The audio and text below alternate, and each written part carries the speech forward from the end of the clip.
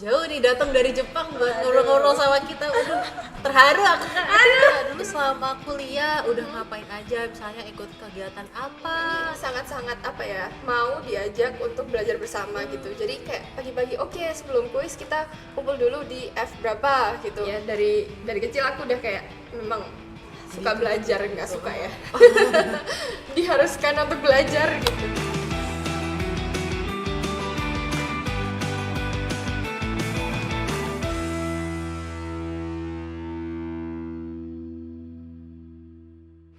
Halo rekan karir, kembali lagi di podcast Sudut Pandang, di mana di sini kita akan mendengar berbagai sudut pandang dari orang-orang keren di Universitas Brawijaya. Kembali lagi dengan aku Mada, dan di kesempatan kali ini aku akan menemani kalian untuk ngobrol-ngobrol sama salah satu alumni keren dari Fakultas Ilmu Komputer. Tanpa lama-lama lagi, langsung saja kita sambut. Halo Kaya. Hai Mada. Mungkin boleh kenalan dulu nih Kak, biar teman-teman di rumah nih bisa tahu Kak Kaya ini nama kamu siapa, terus udah angkatan berapa, dari fakultas apa, prodi apa gitu dan segala macamnya. Oke, siap. Jadi perkenalkan teman-teman semua, rekan karir ya. Iya, rekan karir. Oke, rekan karir. Di sini nama aku Azhara Ajisyah Putri, biasa dipanggil Ayah. Alumni Filkom angkatan 2019, prodi TIF, Teknik Informatika, seperti itu. Jadi sekarang kebetulan aku jadi Machine Learning Engineer di public company Jepang yang bernama Nitera, seperti itu. Jauh nih datang dari Jepang buat ngobrol-ngobrol sama kita. Aduh, terharu aku. Terima kasih. Mungkin boleh ceritain dulu nih Kak, dulu selama kuliah udah ngapain aja, misalnya ikut kegiatan apa, atau mungkin organisasi apa dan sebagainya. Oke, jadi mungkin waktu kuliah kan aku masuk tuh tahun 2019. Di 2019 itu aku pengen banget kayak oke, aku harus ikut organisasi, tapi aku belum tentuin organisasi apa aja sih di UB itu sebenarnya ada apa aja. Nah, kebetulan waktu aku mengelilingi booth LSO, di situ ada EMUB, Eksekutif Mahasiswa Universitas Brawijaya. Nah, di situ mereka lagi buka staf muda. Nah, di situ aku ikut rekrutmennya, ikut proses seleksinya, terus kebetulan keterima jadi staf muda jaringan publik waktu itu, Kementerian Jaringan Publik. Kenapa sih kok aku pilih jaringan publik? Karena selama SMA aku tuh dulu nggak pernah ikut yang kepanitiaan gitu. Jadi oke, aku kuliah ini harus men-challenge diriku untuk mengasah kayak public speaking, terus kayak memperluas networking kayak gitu. Jadi aku pilih jaringan publik kayak gitu. Nah, terus kenapa kok nggak pilih apa ya, organisasi di fakultas aja? Pertama karena kalau kita lagi maba dulu kan belum terlalu buka ya, kayak staf muda BEM pun belum buka gitu. Jadi ya udah sekalian UB aja, karena di UB itu ya udah nanti kan aku bisa kenal lebih banyak teman-teman dari luar fakultas kayak gitu. Terus selain itu juga mulai semester 5 apa ya, atau semester 4 itu aku jadi core team external affairs di GDSC-UB. GDSC-UB adalah Google Developer Student Club Universitas Brawijaya saat itu gitu. Jadi ya di situ aku sangat-sangat mendalami kayak proses apa ya, external affairs, public relation kayak gitu. Berarti emang kayak sendiri dari selama kuliah tuh lebih fokus, lebih banyak kegiatannya di UNIF ya, karena dulu GDSC juga masih di UNIF kan ya. Iya, benar sekali. Terus jadi wah seru sih kalau UNIF kan teman-temannya lebih banyak ya. Betul. Kak. Mungkin boleh diceritain nih Kak, selama selain dari EM terus GDSC pernah ikut misalnya lomba-lomba atau mungkin kepanitiaan lain gitu. Jadi kayak kira-kira keseruan apa sih Kak yang udah diikutin selama kuliah? Oke, jadi kalau selain kegiatan, maksudnya jadi staf muda jaringan publik, terus jadi external affairs di Google Developer, itu aku sendiri belum pernah coba lomba sih sebenarnya.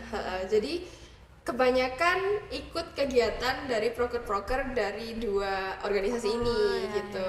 Jadi kalau di EMUB sendiri aku mendalami seperti jadi acara, terus kan kalau jaringan publik ini kebetulan event besarnya di UB itu ada namanya Kampung Budaya. Oh ya. Nah, di Kampung Budaya itu waktu aku staf muda, aku jadi panitia acara. Nah, setelah itu sebenarnya next periodnya aku juga ikut lagi sebagai staff tetap. Nah, staff tetap Oh ya. Kementerian Public Relation lagi, terus aku jadi sekretaris di Kampung Budaya UB ini gitu. Terus kalau untuk GDSC-nya sendiri kebanyakan ngadain webinar-webinar saat itu. Soalnya kebetulan waktu aku GDSC itu online ya. Jadi kita kuliahnya juga online, akhirnya event-event juga dijadiin online kayak gitu. Jadinya kebanyakan ngadain webinar waktu kayak gitu. masa-masa online ya waktu Betul. itu ya. Gitu. Jadi untuk seru-seruannya ya mungkin kumpul sama anak-anak EM, sama anak-anak GDSC. Terus kebetulan lagi karena anak-anak GDSC sendiri itu banyak yang anak BCC. Oh ya. Nah, dari BCC itu juga ya udah aku banyak relasi dan lain sebagainya. Jadi tahu kayak ya sharing-sharing aja sama mereka gitu.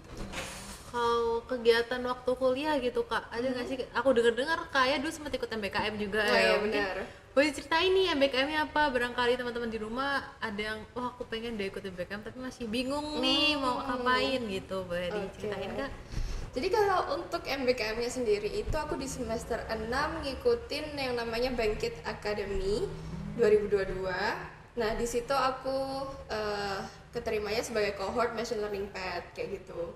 Nah, di Machine Learning Path ini untuk program Bangkit sendiri kita diharuskan untuk self-paced learning melalui kayak mengerjakan course Nitera, Coursera, terus habis itu ngerjain decoding kayak gitu. Terus selain itu juga mereka nyediain instructor led training ILT. Itu dimana kita kayak seminggu 2 kali ngikutin program sinkronus yang dijelaskan oleh instructor itu sendiri. Jadi ada soft skill dan hard skill. Karena aku dulu machine learning path, jadi kayak satunya tentang machine learning, yang satunya lagi tentang soft skill kayak critical thinking dan lain sebagainya. Kayak gitu. Terus dari Bangkit sendiri ini sangat-sangat mendukung aku untuk belajar machine learning lebih dalam lagi gitu. Karena waktu sebelum semester 6 untuk di Philcom sendiri juga aku udah tertarik sama data. Terus oke, kayaknya aku suka nih sama machine learning kayak gitu. Jadi bisa menambah ilmu dari Bangkit itu sendiri, dan juga karena berkat course Coursera dan decoding itu jadi banyak sertifikat nih yang dapat kayak gitu. Nah, sertifikat itu bisa mengenhance LinkedIn profile kayak gitu. Iya sih. Dan alhamdulillahnya dari Bangkit itu sendiri nyediain program certification, dan kalau machine learning path waktu itu TensorFlow Developer Certification by Google kayak gitu. Jadi kita dipersiapkan untuk itu, dan di akhir kita take certification itu dan alhamdulillah dapet. Keren banget Masya sih. Allah. Berarti emang sangat suka ke machine learning ya, emang dari awal selama kuliah juga tertariknya ke sana gitu. Iya, Keren bener banget. Seru gak sih kak main-main data gitu?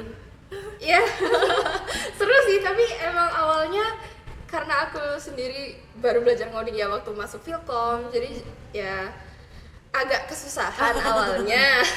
Cuman karena dari gimana ya, waktu semester 1, 2, 3, 4 itu semua kan ada praktikum ya kalau di Philcom.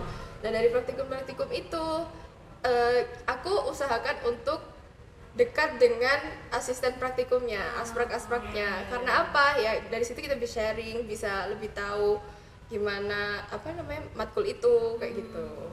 Karena aku sendiri adalah orang yang kurang agak tertekan kalau ngelihat ngurusin data machine learning, kayak aku bingung gitu. Mungkin dari kakak ada nggak sih kayak saran buat orang-orang yang kayak aku yang kayak sebenarnya enak loh data tuh gitu, ada nggak kak kayak gitu ya?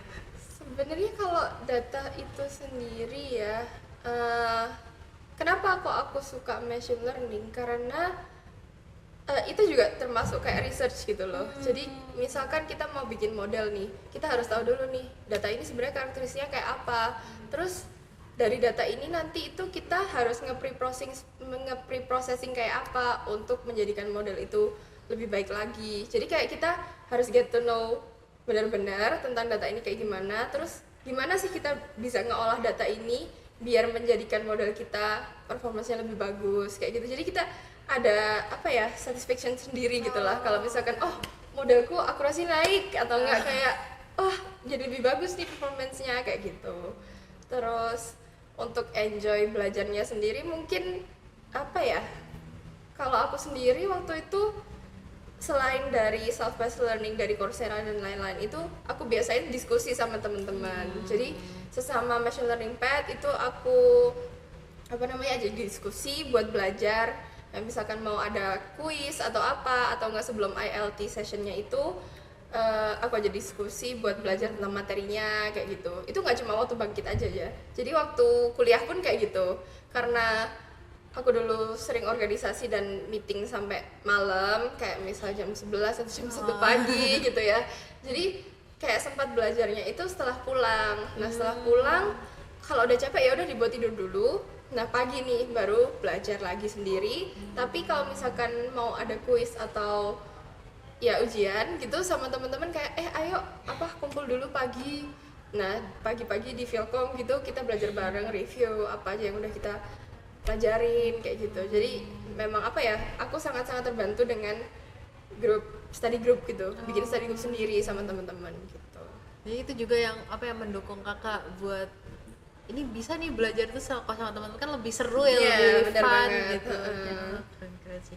Jadi kalau dari kakak sendiri ngerasa nggak sih apa aja yang kakak ikutin selama kuliah, dari organisasi, terus kegiatan BKM tadi itu sendiri, ada yang berdampak nggak sih buat kakak sekarang gitu? Sangat-sangat berdampak karena yang pertama dulu sebelum aku SMA kayak SD, SMP, SMA itu aku nggak terlalu lancar untuk berbicara di depan orang-orang kayak gitu. Nah, kenapa kok aku nge-challenge diriku sendiri untuk join organisasi dan mengimprove public speaking dan networking? Karena itu sendiri, karena aku sadar kayak ini kayaknya kalau di dunia kerja atau dunia setelah kuliah itu bakal dibutuhin banget nih skill public speaking ini dan networkingnya kayak gitu. Jadi karena aku sendiri juga mengikuti organisasi yang public relation, oleh karena itu aku bisa mengimprove ya soft skillnya. Selain komunikasi juga bisa learn dari teman-teman yang backgroundnya macam-macam gitulah. Karena nggak cuma dari Philcom ya, jadi dari teman-teman fakultas lainnya juga aku jadi tahu kalau di VIA itu kayak gini, kalau di hukum itu kayak gini kayak gitu. Terus kalau misalkan aku ada mau sesuatu rencana, aku jadi berarti aku kalau mau tentang ini aku bisa hubungin kak ini nih dari fakultas lain, aku juga bisa hubungin kak ini nih dari fakultas ini kayak gitu. Terus tapi karena aku seringnya berkecimpung di Univ, aku jadi sedikit kurang kenal sama Philcom nih. Nah, akhirnya aku memutuskan untuk join GDSC ini, GDSCUB, karena kayak core teamnya juga dipegang oleh anak-anak Philcom. Dan anak-anak Philcom ini juga ada dari anak-anak BEM, anak BCC kayak gitu kan. Jadi ya gitulah. Jadinya balance ya Kak, dari yang Univnya dapat, dari Philcomnya sendiri dapat. Seru banget sih kayak gitu. Terus aku dengar-dengar nih Kak Aya dulu sempet dapat lulusan terbaik nih. Wah, Masya Allah. Alhamdulillah, keren banget sih, Masya Allah. Iya. Boleh diceritain gak sih Kak tips and trik kakak tadi kakak sibuk banget tuh ya ikut EM, ikut GDSC, terus gimana sih kok bisa tetap membagi waktu dengan baik, akademiknya dengan baik sampai bisa jadi lulusan terbaik itu Kak? Oke. Jadi dulu waktu aku maba itu jujur masih istilahnya aku belum bisa mengatur waktu ya. Jadi kayak sempat terpontal-pontal bahasanya. Jadi kayak karena teman-temanku waktu maba itu pada nggak ikut organisasi, jadi mereka kayak ya udah fokus aja belajar, terus mau kuis juga belajar kayak gitu kan. Terus nugas kayak gitu aja kan. Tapi karena aku di sisi lain ada rapat, ada harus kumpul dan lain-lain, aku belajar kalau ya udah istirahat itu kayak bentar aja. Ya ini nggak terlalu bagus sih. Jadi kalau ngebagi waktunya karena terpaksa, karena kita ikut organisasi kan ya karena kita sendiri ya, maksudnya udah pilihan kita sendiri. Oke, aku juga harus nyelesain yang di organisasi, aku juga harus nyelesain akademik karena aku juga nggak mau menyerah di akademik ini gitu. Jadi tipsku kalau misalkan bahkan waktu rapat di organisasi pun aku sempat kayak ngerjain laprak gitu, laporan praktikum kayak gitu. Jadi kayak gimana ya, kalau ada sela waktu ya udah aku buat ngerjain tugas kuliah. Tapi kalau misalkan nggak kesentuh ya udah nanti waktu pulang baru ngebut kayak gitu. Terus ya udah setelah subuh ya istirahat, setelah sholat subuh itu biasanya belajar lagi kalau misalkan mau ada kuis itu tadi. Nah, yang ngebantu banget adalah setelah aku belajar sendiri, bikin rangkuman sendiri, aku alhamdulillahnya juga teman-temanku ini sangat-sangat apa ya, mau diajak untuk belajar bersama gitu. Jadi kayak pagi-pagi oke, sebelum kuis kita kumpul dulu di F berapa gitu. Jadi kita nge-review hasil rangkuman-rangkuman kita itu. Iya benar. Jadi setelah kita nge-review bersama, oke, alhamdulillahnya ya bisa menyeimbangkan gitu. Berarti emang terdukung dari lingkungan juga ya kan? Bener. Kakak semangat banget tuh belajarnya, sampai belajar bareng. Tapi emang agak kurangnya dari yang aku dengar cerita kakak, kurang istirahatnya ya. Iya benar.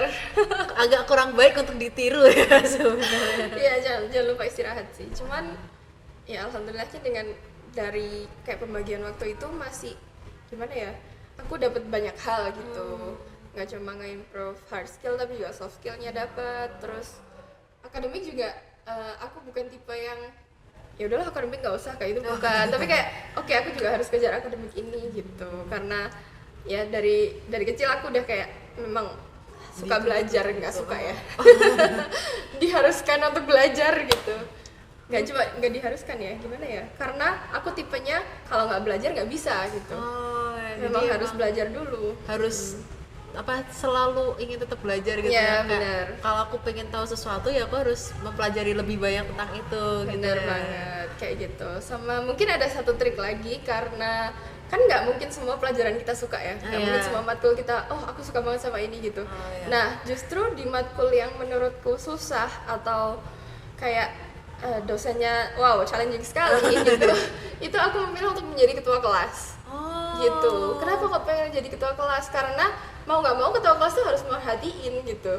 Oh iya sih. Iya, selain merhatiin juga nanti mau nggak mau pasti harus ada komunikasi sama dosen ini gitu kan. Gitu. Jadi kayak ya udah, aku sering jadi ketua kelas waktu ya kuliah dulu. Gitu. Malah rebutan gitu sama kayak ada 2 anak gitu. Aku mau jadi ketua kelas di sini, aku mau jadi ketua kelas di sini kayak gitu. Iya, dan berkat itu juga aku jadi kenal sama dosen-dosen kayak gitu. Jadi emang apa ya, yang kakak lakukan tuh banyak gitu ya. Iya benar. Dari benar-benar balance gitu. Aku tadi dengerin ceritanya kayak organisasi buat soft skillnya, iya, hard skill. Dari ikut GDC juga setahu aku kan juga banyak, kalau dari Filkom kan materi-materinya juga skill, apa ya. nyambung ya Iya, sama Filkom ya. Terus di akademik di Filkomnya juga masih sangat balance gitu, masih mau belajar, mau jadi ketua kelas bahkan. Wow, keren banget sih. Kalau buat teman-teman di rumah yang gimana ya biar bisa menyeimbangkan nih, bisa dicontoh kayak gitu. Terus sekarang kan kayak tuh kerja di Jepang ya. Boleh diceritain nggak sih Kak, awal mula kok bisa mau ke Jepang nih, terus dapat infonya dari mana? Kayak gitu loh, yang disiapin apa aja segala macamnya, boleh diceritain lebih Kak? Karena pas diri penasaran nih. Siap. Jadi kenapa sih kok aku pengen kerja di Jepang? Nah, ceritanya adalah dimulai dari waktu aku SD kelas 3. Wow, udah Nah, SD. gini, karena kelas 3 itu ayahku sendiri sekolah ke Jepang. Nah, berkat itu keluargaku pindah ke Jepang nih selama 2,5 tahun. Nah, waktu ikut pindah ke sana itu sebenarnya aku sekeluarga pun belum bisa bahasa Jepang kecuali ayahku gitu kan.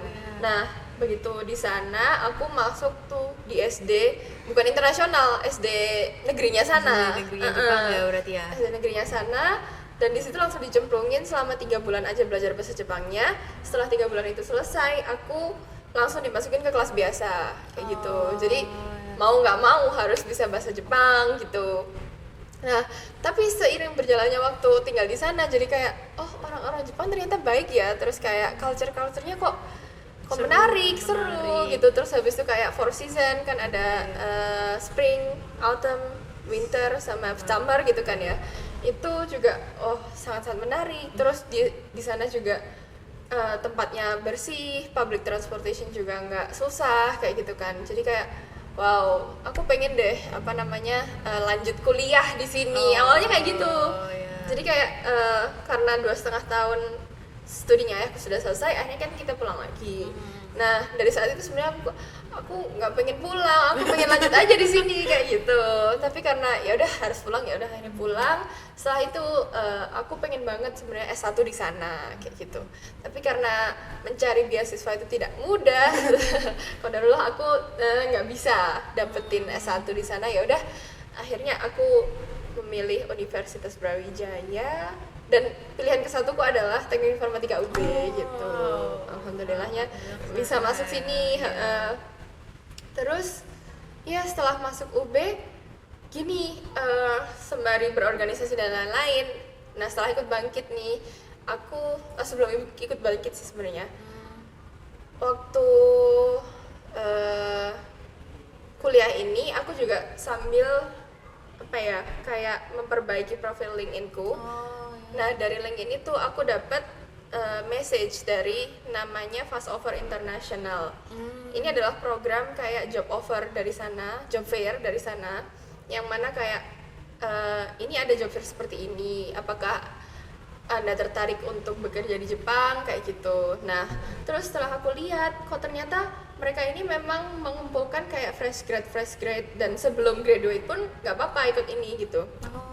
Nah ya udah aku iseng aja apply di situ, siapa tahu bisa dapat kerja di Jepang gitu kan, karena aku memang pengen gitu. Terus akhirnya setelah apply dari semester 4 tuh, setelah semester 4, tapi karena aku belum ada portofolio sama sekali, belum ada kayak magang experience juga. Terus akhirnya ya udah dari semester 4 itu cuma apply aja. Nah job fair ini tuh diadain tiap bulan gitu. Dan dia menerima student-student yang belum graduate malah. Jadi bisa fresh grade S1 maupun S2 kayak gitu. Jadi dari program itu kita apply, kita ngirim CV kita bikin profile di sana, sama bikin kayak video perkenalan. Kita ini di major apa, terus kayak experience-nya apa aja. Nggak harus magang, tapi kayak skripsi kita temanya apa kayak gitu. Nah karena semester 4 aku belum ada apa-apa, jadi ya belum ada tawaran interview tuh. Nah setelah semester 5, setelah Bangkit, itu aku kan jadi certification-nya banyak. Terus kayak LinkedIn profile-nya juga udah jadi improve. Nah dari situ kayak beberapa company tertarik untuk nge-interview aku. Jadi kayak kita tuh sistemnya nunggu interview, company ini mau nge-interview kita gitu. Bener. Nah kebetulan saat itu setelah semester 7 ya, semester 7 aku ikut program itu masihan. Dan dari situ karena kebetulan ada 4 company yang mau nge-interview aku, itu aku dapat invitation buat langsung interview di sana. Kayak gitu. Jadi memang syaratnya adalah kalau ada minimal 3 company yang mau nge-interview itu bisa di-invite ke sana kayak gitu. Nah setelah itu alhamdulillah ada 4, aku langsung di-invite ke Tokyo. Di Tokyo selama 6 hari itu persiapan interview plus interviewnya kayak gitu. Jadi dan sebelum kita interview itu juga dari program Fast Offer International ini kita disiapin juga dikasih latihan untuk interviewnya, terus kayak dikasih tips and trik untuk interviewnya kayak gitu. Sama kalau misalkan buat orang yang belum bisa bahasa Jepang, itu mereka juga nyediain kelas bahasa Jepangnya kayak gitu. Dan mereka juga lagi buka sih ini. Kalau misalkan teman-teman mau cari mau daftar coba gitu ya. Itu ada di Fast Offer International. Fast Offer International. Iya, benar. Mereka juga masih sering bonding, maksudnya kayak alumni dari mereka yang udah keterima di Jepang pun masih mereka sering ajak apa ya, kayak acara makan-makan, kayak ditanyain gimana kayak gitu. Ini masih sering bonding dan surprisingly ini programnya free. Jadi benar-benar free, nggak ada biaya apapun, dan aku malah di-invite ke sana dan disponsorin tiket pesawat dan hotel waktu itu. Wow. Baik, keren banget sih itu. Betul sekali. Seru banget. Aku tertarik nih Kak. Dari Kakak sendiri masih ada yang diceritain atau aku boleh tanya? Boleh. Ini aku cukup tertarik ya. Tadi kalau aku nggak salah dengar kan Kakak sendiri udah nyoba tuh dari semester 4 ya, dan mereka pun menerima yang belum punya pengalaman, ya belum punya misalnya fresh graduate itu boleh. Berarti kalau teman-teman di rumah yang merasa kayak selama mungkin waktu kuliah sama kakak nih ikut studi independen kan, itu bukan magang gitu ya, bener. itu berarti masih bisa ya Masih kalau bisa misalnya banget. mau daftar gitu. Terus kan tadi kakak bilang kakak tuh mulai dari memperbaiki LinkedIn dari semester 4-an ya itu. Boleh nggak sih Kak kasih tipsnya gitu untuk barangkali teman-teman di rumah masih aku bingung nih gimana sih cara nulis LinkedIn-ku biar menarik buat orang recruiternya kayak gitu. Mungkin kalau untuk LinkedIn sendiri itu ya perbanyak di certification juga sih kalau kataku. Jadi certification udah banyak sama di title. Di title itu kayak kita bla bla bla enthusiast kayak gitu. Kita udah fokusin aja kalau misalkan aku ML ya udah ML enthusiast kayak gitu atau data kayak gitu. Terus kasih experience yang relate aja sama yang kita pengenin itu. Misal UI UX ya udah course-course-nya juga UI UX. Kalau misalkan ML ya udah machine learning, terus nanti di bawahnya ya udah course-course-nya tentang machine learning kayak gitu. Sama kalau aku kebetulan alhamdulillahnya udah lulus Japanese Language Certification JLPT ya, yang level tertinggi N1 gitu. Karena waktu itu aku SMP SMA belajar gitu. Jadi belajar mandiri. Jadi kalau misalkan emang teman-teman tertarik ke Jepang, mungkin kalau ke Jepang ya ini spesifik buat Jepang, selain memperbagus portof, jadi portofnya nggak usah magang, nggak perlu magang. Jadi kayak bikin project sendiri pun oke, terus kayak project-project dari matkul pun oke, terus dari Bangkit pun kita kan ada capstone tuh. Nah capstone itu juga udah jadi experience gitu. Nah selain memperdalam itu, memperbanyak itu juga mungkin belajar bahasa Jepangnya kayak gitu. Karena tapi nggak menutup kemungkinan untuk teman-teman cari yang company only English. Jadi di sini di Jepang udah mulai banyak nih company yang bisa pakai bahasa Inggris gitu. Kayak contohnya kayak PayPay, Rakuten kayak gitu, mereka udah pakai English. Cuman kalau di luar itu kayak masih banyak yang require bahasa Jepang gitu. Wow, seru sih. Mungkin buat teman-teman di rumah yang tertarik nih, aku pengen ke Jepang juga nih, kayak di Jepang seru gitu ya, tuh bisa ikutin saran-saran dari Kaya ini tadi. Terus nih Kak, jadi kan tadi Kakak mungkin udah agak spill dikit di awal kan, Kakak udah jadi alumni UB nih di Jepang. Mungkin kan orang-orang di sana juga wah dari Indonesia nih, dari UB gitu. Ada nggak sih Kak dari Kakak sendiri kesan selama kuliah di Malang, selama kuliah di UB ini sampai akhirnya sekarang bekerja di Jepang ini, kesannya gimana nih? Kesan kuliah di Philcom UB Iya. ya? Oke. Kalau UB sendiri itu menurutku keren banget karena di Philcom itu menyediakan matkul-matkul dan juga kegiatan yang kita butuhin untuk membentuk diri kita sendiri, entah itu mengimprove hard skill dan soft skill kita kayak gitu. Dan juga apa ya? Mengharuskan kita untuk stay up to date gitu. Karena kayak ilmu-ilmu di Philcom pun nggak ada yang ketinggalan gitu, selalu up to date. Kayak mungkin aku sekarang tanya matkul-matkulnya teman-teman aja udah mulai kayak apa tuh gitu kan. Kayak gitu. Terus ya apa, selain itu juga benar-benar fasilitasnya di dalam UB sendiri itu udah oke banget, malah wow, sangat amazing.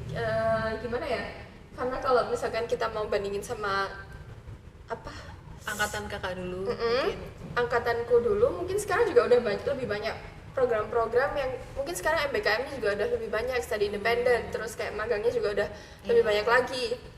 Terus selain MBKM pun kayak di dalam UB pun ternyata juga udah banyak magang-magang gitu kan, yang mana teman-teman udah mulai bisa join dari semester 4 atau berapa. Nah dulu waktu aku kayak semester 4 belum ada ya, jadi kayak semester 4 ya udah masih belajar aja, masih organisasi dan kuliah gitu, nggak ada opsi magang gitu. Jadi kayak wow, sekarang sangat-sangat enak ya opportunity-nya, udah bisa magang dari semester 4 gitu. Jadi terus apa lagi ya, sama UB itu bagus banget. Kalau misalkan kita bandingin sama univ-univ di Jepang pun, UB itu sangat-sangat luas, rindang, terus kayak ada bundaran UB-nya itu bagus banget, sama kayak kantin-kantinnya juga makanannya oke semua. Mungkin kalau di Jepang karena agak susah nyari makanannya ya, Iya, jadi bener. kalau dibandingin sama di UB yang semuanya masih bisa dimakan Iya, gitu. betul. Di sana lebih agak pilih-pilih ya, Iya, mungkin itu yang bikin beda. Bener, sama lingkungannya kayak gedung-gedungnya pun nggak seluas ini, kayak cuma 1 gedung, 2 gedung kayak gitu. Ternyata aku tanya dari teman-temanku di Jepang, kayak waktu itu aku pernah nunjukin kayak ini loh UB, apa namanya, aku lulus dari sini. Mereka kayak amazed banget, kayak hah, ini kampus atau resort? Maksudnya kayak ini tempat wisata atau kampus kayak gitu. Mereka malah kaget gitu. Jadi kayak Agak beda ya culture-nya. sangat-sangat beda. Jadi kayak mereka dari gedung ke gedung aja bisa jalan lewat lorong gitu katanya. Kalau di sini kan Jauh. jauh ya, banyak yang harus pakai motor kayak gitu. jadinya apa ya, kalau menceritakan tentang UB ke sana itu ada kebanggaan tersendiri gitu ya. Sangat bangga, iya di sini karena program-programnya juga nggak sebanyak mereka gitu. Dan mereka pun ternyata aku juga baru tahu kalau kuliah di Jepang itu tuh malah prakteknya sedikit. Jadi malah kayak ya udah research kayak gitu. Emang lebih banyak riset ya kalau di sana. Sama kalau S1-nya nih, berdasarkan teman-temanku yang di sana, mereka tuh kayak, loh kok portoku udah banyak, malah kayak gitu. Jadi mereka kalau dilihatin LinkedIn-nya mahasiswa UB tuh, mahasiswa di Indonesia pun kaget kayak, kok mahasiswa udah ngerjain sebanyak ini, kayak gitu. Wow. Jadi memang ini chance-nya besar sih kalau misalkan teman-teman mau cari kerja di Jepang, karena kita matkul biasanya udah banyak project gitu kan. Jadi projectnya itu udah jadi portov gitu. Jadi emang apa aja yang udah kakak lakuin selama kuliah itu sangat-sangat membantu kakak di sana ya. Betul. Jadi ini so big thanks for UB. Keren banget sih UB kalau kayak gitu. Iya, benar. Kayak mungkin pertanyaan terakhir nih kakak ada nggak sih pesan-pesan buat teman-teman mahasiswa? Kira-kira apa nih, gimana ya buat kedepannya nanti, misal kakak mau kasih semangat nih buat teman-teman untuk kedepannya, atau kayak ayo ikut ke Jepang gitu, baik. Terserah kakak, kira-kira pesan buat kita apa nih kak? Oke, jadi mungkin pesan buat teman-teman, jangan pernah takut untuk bermimpi setinggi apapun, karena mimpi itu nggak ada yang ngelarang, dan semakin kita yakin dengan mimpi itu, kita bakal menarik kayak ya udah gimana sih caranya untuk achieve itu. Jadi ya kalau misalkan mimpi doang tapi nggak ngapa-ngapain ya nggak boleh juga ya. Jadi kayak ya udah kita punya goal yang tinggi, kita juga mempersiapkan diri kita untuk dari jauh-jauh hari untuk nge-achieve itu gimana caranya. Nggak cuma dari belajar aja, mungkin kita juga harus memperluas network atau gimana ya, jangan cuma fokus di satu hal aja kalau kataku. Jadi kita perlu coba beberapa aktivitas lainnya, kita perlu coba organisasi juga kayak gitu. Jadi dengan kita mengikuti organisasi dan juga tetap keep akademi kita, itu dari situ kita nanti udah gimana ya, bisa mendapatkan apa yang harusnya kita dapatkan. Kayak ya udah soft skill juga iya, hard skill juga iya. Terus juga kalau misalkan di Philcom sendiri pun kita juga udah banyak membuat portov gitu. Jadi kayak teman-teman di matkul bikin project itu, kalian malah kita harusnya berterima kasih karena dengan nggak magang aja kita udah ada portov kayak gitu. Jadi kalau misalkan kita ditanyain di interview kayak kamu udah pernah kerjain apa aja kayak gitu, kayak gini, kita juga udah pernah pakai tools ini, udah pakai program language ini kayak gitu. Jadi apalagi kalau misalkan kita ikut MBKM, ya contohnya Bangkit itu tadi, kita bisa dapat certification banyak. Terus juga ada TensorFlow developer ya, Google certification itu kan juga pasti dilihat sama company-company luar kayak gitu. Terus khusus buat teman-teman yang mau ke Jepang, ya itu tadi highly recommended buat join Fast Over International, karena dia meskipun teman-teman belum bisa bahasa Jepang, dia nyediain kelas bahasa Jepangnya. Terus setelah itu juga dibimbing dan bakal diajarin gimana simulation interview dengan orang Jepang. Setelah itu bakal disupport sampai kita mendapatkan pekerjaan di sana kayak gitu. Jadi ya itu, sama mungkin persiapin untuk bahasa Jepangnya, semangat gitu. Oke, keren banget sih Kak. Terima kasih banyak atas waktunya.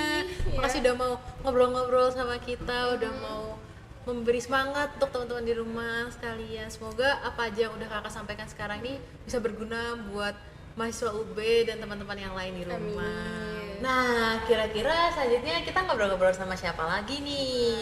Biar gak ketinggalan, jangan lupa follow Instagram kami di @karir_ub. Sampai jumpa. Bye.